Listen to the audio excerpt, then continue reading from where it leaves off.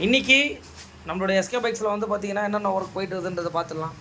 இந்த வண்டி வந்து பார்த்திங்கன்னா ஒரு ஃபுல் சர்வீஸ்க்காக எடுத்துருக்கோம். ஃபுல் அண்ட் ஃபுல் டென்ட் ஆகிடுச்சு. அதுக்கப்புறம் இந்த வண்டியும் வந்து பார்த்திங்கன்னா டியோ ஒரு ஃபுல் சர்வீஸு.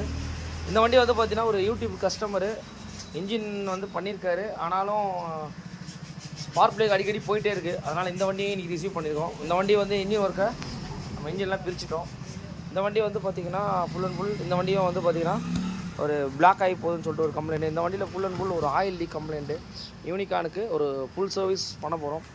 இந்த மாதிரி நம்ம ஒர்க் ஷாப்பில் வந்து பார்த்திங்கன்னா எவ்வளோ வண்டிகள் இருக்குதுன்றத பார்த்துங்க. நம்ம எல்லா விதமான வண்டிகளும் பண்ணி கொடுத்துட்ருக்கோம்.